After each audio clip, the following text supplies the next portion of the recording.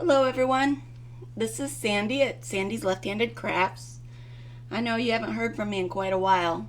This is my first video of 2021.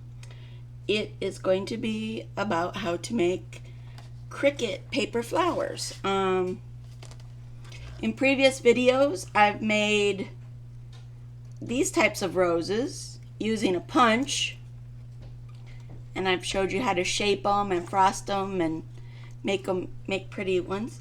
Well, now in the past year my husband got me a Cricut machine, and I feel like it's definitely upping my game here. And I'm going to show you how to take these cut files and turn them into flowers, because you know they tell you this is a rose, but they don't really tell you how to make it a rose. They just say this is a rose. So I'm going to show you how I have changed the sizes and how I turn them into paper roses that look something like these. So the file that I've created it through Design Space, and so everything that I am using you can find on Cricut's Design Space. So yes, I am a subscriber, and I find that because I'm a crafter and I do lots of different things, I really appreciate Cricut having Design Space and having so many different options for cutting files.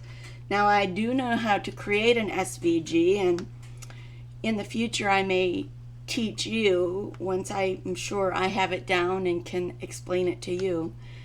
But for now, these are SVGs that you find in Design Space, and I will link down below the actual file in Design Space that I used. And also I'm going to try to share my file where I have enlarged and shrunk the file to get the different sizes. So I have 3 different size roses that I'm working on, and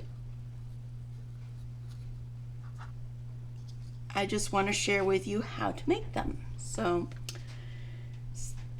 stick with me. I've got to get the rest of my papers off my mat, and then I will be back. Here I am, I'm back again. I'm in the process of taking my cut files off of my mat. If you have never used a Cricut before or have no idea what a Cricut is, think of it in the same context as a fancy jigsaw that your husband would buy to cut things out of wood. A Cricut is a cutting machine that helps you cut different things out of many different kinds of materials, depending upon the Cricut that you get. There are 3 basic types now that are offered. There's several older models on the market also, but the 3 main family of Cricuts is the Cricut Joy, the Cricut Air 2, which is what I have, and both of these machines are Bluetooth, and so you don't need wires, you just need to connect them to your computer. But that is the thing, is your Cricut, not only do you have to have a Cricut, but you have to have a computer or a device to help you to manipulate the files so you can send it to your Cricut to cut. And then there is the top of the line, the Maker. I don't have a Maker. I didn't think I would need a Maker, because Makers do things like it can actually cut very thin wood, it can cut fabric, it cuts, it can engrave acrylic pieces. So it's got a much stronger motor in it, and that's why it's about an extra $100 or $150 more than the standard Cricut Air 2, which is what I have. So I really felt, since I was new to this whole Cricut thing, that it would probably be best I just stick with the Air, because I knew I wanted to use it for paper. I love to play with paper, as you know. I love to make things. I have to do a very tight budget with my crafting, so whatever I make is usually pretty inexpensive to make. And the Cricut Air is just fit into my budget. So my husband got it for me as an anniversary present for my 22nd wedding anniversary, which was last year. So I've been playing with it for several months now and trying to get more comfortable with it, because when it first came home, I kind of looked at it very nervous, because I just felt intimidated by it, because I knew it had so many capabilities, but I wasn't sure if I was going to be able to make it do what I wanted it to do. And so I used three different YouTube helpers. There's the actual Cricut website and YouTube videos that are officially Cricut, and then there's a lady out there named Jennifer Maker. That's the name of her her YouTube channel, and she does Cricut, all Cricut, and she does other things besides Cricut, but she focuses a lot on Cricut, and she's actually part of her web identity. She also sells a book about how to use your Cricut, and she has you can sign up and take classes through her. I didn't do that. I had to do the free things because obviously I'm on a budget. So I didn't buy the book, but the book is like $19. But you have to print it out yourself, and I wasn't really up for that. So the Cricut is not that hard. It really is a fairly simple, straightforward tool. You just have to get over being intimidated by it. And then you can move into making incredible things. For Christmas, I made several projects, and I shared them on my Instagram and my Facebook page. And I made coasters, I made t-shirts, I made like shadow boxes of basically a unicorn head with flowers, much like what we're making here. And so there's so many things you can do with the Cricut, and it's just, it is new and you have to learn how to use it. And I kept thinking, I just got to push a button and it's going to do what I want it to do. But no, I have to tell it what I want it to do. And I have to get the files, insert them. And I will tell you, Jennifer Maker does an awesome job of breaking it down and making it simple for you. And she has a totally free program if you just watch her videos. But she does have, intermediate and really good, step-by-step knowledge of it also. So it's all in what you can afford and what you really need. But she is awesome, excuse me. But here, I'm going to get to these roses. So I just took these files off of my mat, and I've got these funny looking little curly cues. I've got 3 different sizes here. And then there were all these little petals, and I was like, whatever is all those petals for? And so I started out just using a quilling tool. I just rolled one of these up to see what it would turn out. And they look good. They look more like rose buds. With some more work, we could make them into a rosebud. But to really make a beautiful rose, you need a paper disc or something to glue everything to. You need your petals. You need a few petals, and you need your center part of your rose. And I'm going to be using hot glue because it's quick and easy to use. But remember, it is very hot and it will burn your fingers. And with the kinds of things that we're doing, it is easy to burn your fingers. So when we're using the hot glue, the Dollar Tree has these cute little fingertip covers that you can buy. There's like 3 of them in a bag, and I've already lost one, so I only have 2 right now.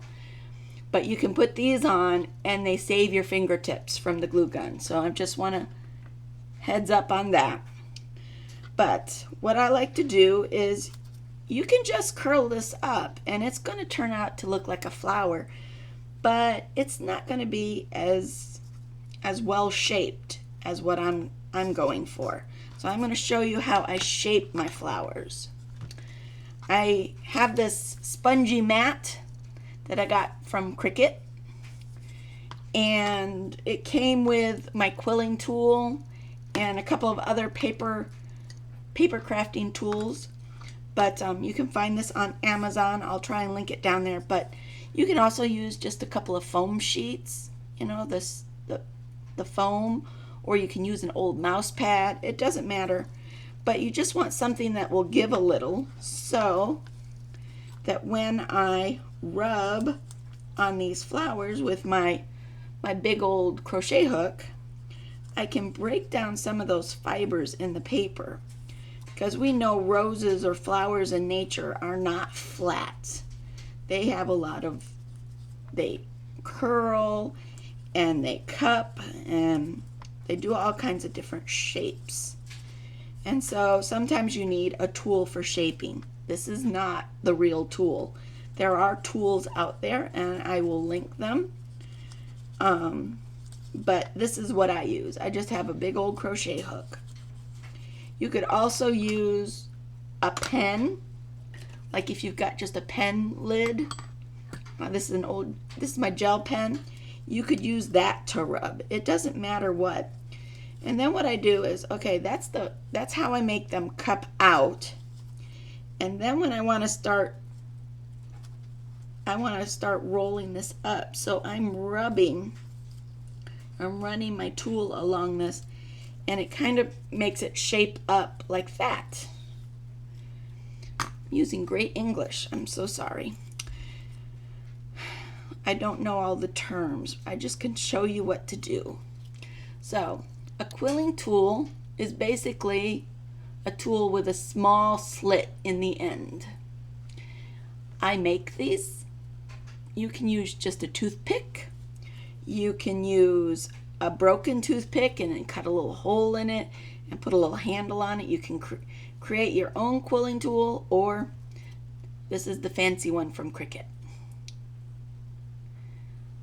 Quilling is a favorite art of mine. I've been doing it since I was in college. So I thought it was time to probably get a better quilling tool. That's why I kind of went for this. Now you see I'm rolling that up. And when I roll it up, I'm starting to pull the petals out. Now you can let loose of it once you've curled it, because it's going to hold its shape pretty well for you. Then you open up the petals slightly. Remember, a rose or a flower, often the closer you get to the center of the flower, the tighter the petals are. So here it is from the bottom. There's how we curled it up and made the paper curl. This is where I take my glue gun. I add a squirt of glue. Put that down. Grab one of my rubber fingers. And then I use that to hold that down. And that's how you get the center part of your flower. Now obviously it still needs to cool, and the glue needs to dry. People say dry, but it really just needs to cool down so that it's not melted anymore. It's not hot, so it cools. And when it cools, that's when it holds whatever it is you're gluing.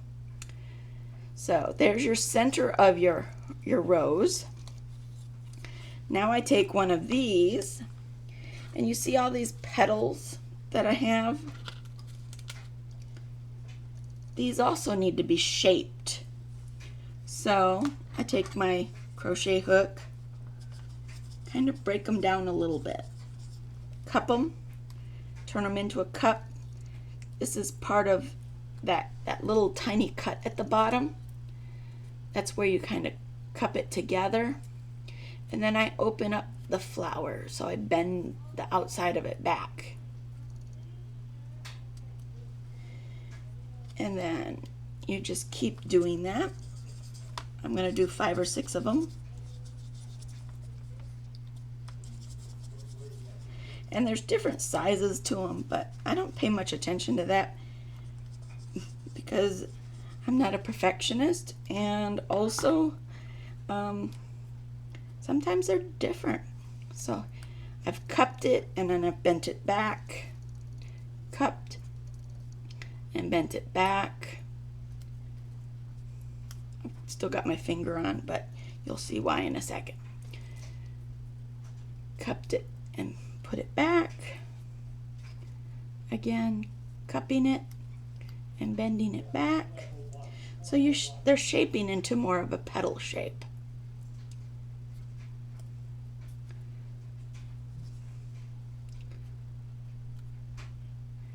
Now you're like, okay, now you got all those petals. Now what do? Well, that's when you take your glue gun or your glue, whatever it is you're using as your adhesive, and you start on the outside.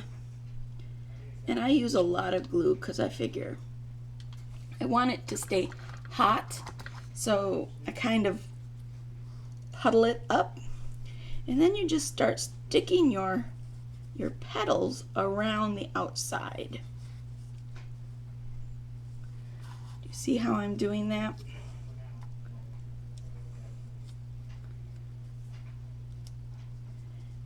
And then once you get the outside layer, then if you want, you can add the next layer in and just keep working your petals in and around and sticking them in the glue.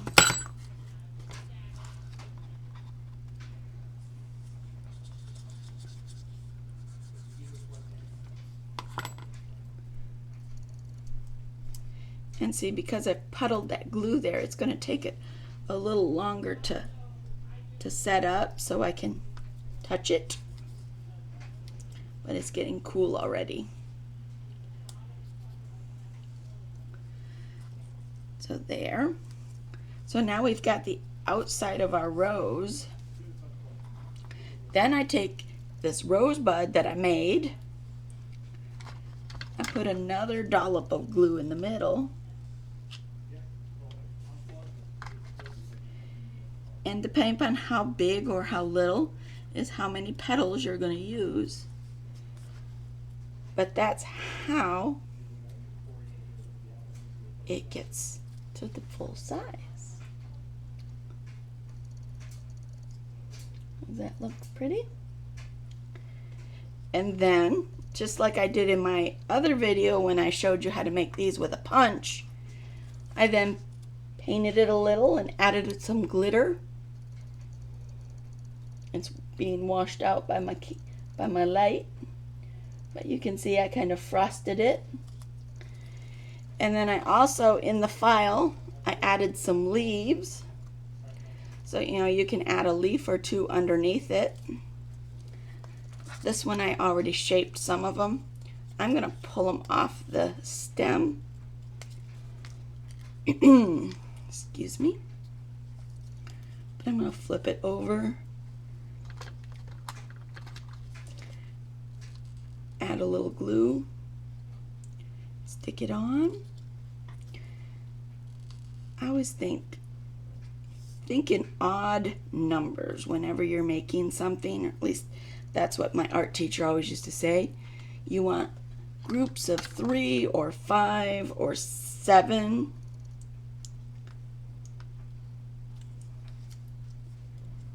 Because things are often in odd numbers. So,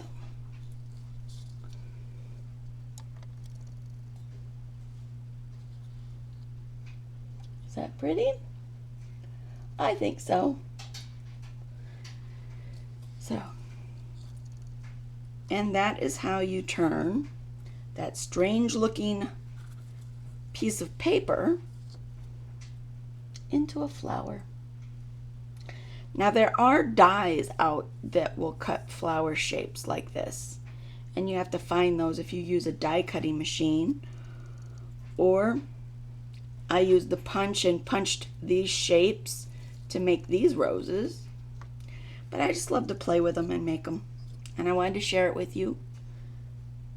So hope you enjoy making roses. I will try to have any extra information in the box below. I'm going to try to start doing more videos. My daughter's in college now and my son's at school, but my husband is still working from home, so it makes it a little more difficult for me this past year with all of us being stuck in this one apartment to make any sort of videos like this. But we're coming out of the darkness. We're seeing the light at the end of the tunnel. And so I wanted to just share. Hope you're all having a great day. Please, please be kind to one another. And I'll see you later. Bye.